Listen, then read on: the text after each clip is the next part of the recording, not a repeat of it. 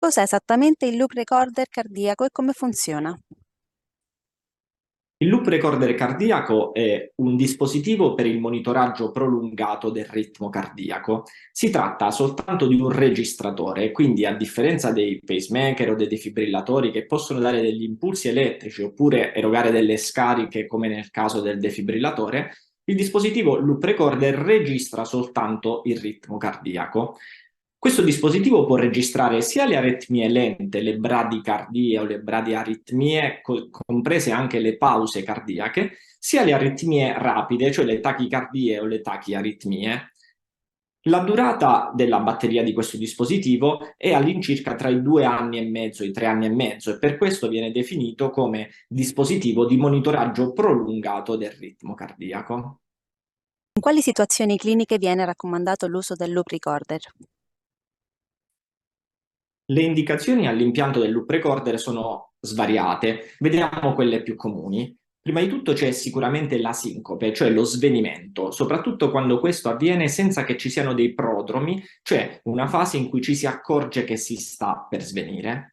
Ovviamente non tutte le sincopi necessitano dell'impianto di un loop recorder, ma soltanto quelle dove lo specialista sospetta che ci possa essere alla base della sincope un evento bradicardico, cioè del cuore che va troppo lento, incluse delle eventuali pause cardiache, oppure un evento aritmico veloce, cioè dove ci sono delle aritmie molto veloci che possono portare anche allo svenimento. Un'altra delle indicazioni abbastanza comuni è nel caso di pazienti che abbiano avuto un ictus e questo soprattutto nel caso quando c'è il sospetto che l'ictus possa essere stato causato dalla fibrillazione atriale, che è un'aritmia molto comune. La fibrillazione atriale sappiamo che può predisporre al rischio di ictus e quindi deve essere indagata e ricercata in alcune circostanze. Un'ultima indicazione abbastanza comune è quella del cardiopalmo della palpitazione, cioè quando il cuore inizia a battere più veloce e nonostante si siano fatti svariati esami, di solito oltre ECG, spider flash, senza riuscire a trovare l'aritmia perché magari in quel momento quando si aveva addosso il dispositivo non si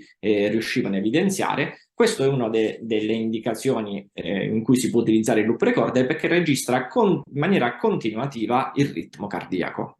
Quali sono i vantaggi del loop recorder rispetto ad altri monitoraggi cardiaci?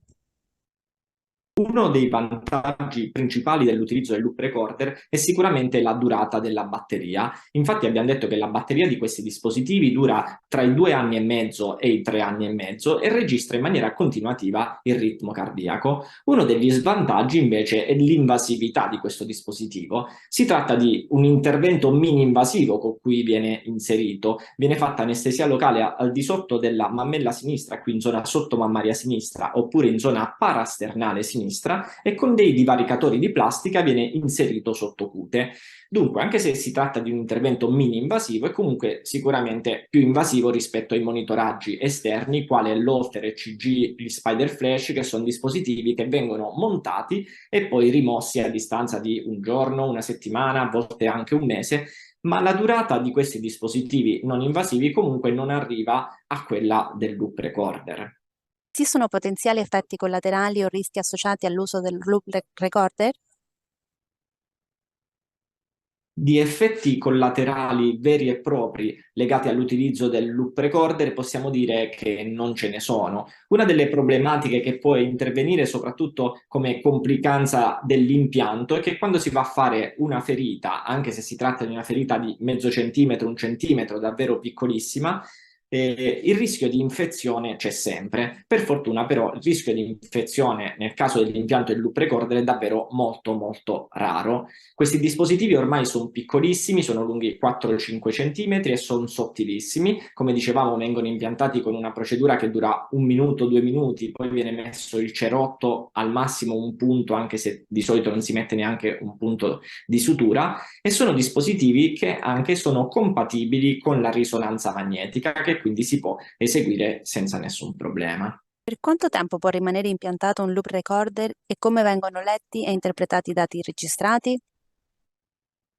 Il loop recorder ha una durata della batteria, come dicevamo, tra i 2 anni e mezzo e i 3 anni e mezzo. Di solito per tutta la durata della batteria viene lasciato in situ, viene lasciato al di sotto della cute e non viene rimosso. Una delle situazioni in cui si rimuove in maniera anticipata il loop recorder è quando successivamente si deve impiantare un pacemaker o un defibrillatore. Questo perché la maggior parte dei pacemaker e dei defibrillatori hanno anche la funzione di registratore come il loop recorder, che dunque viene rimosso perché la sua funzione viene sostituita dall'altro dispositivo.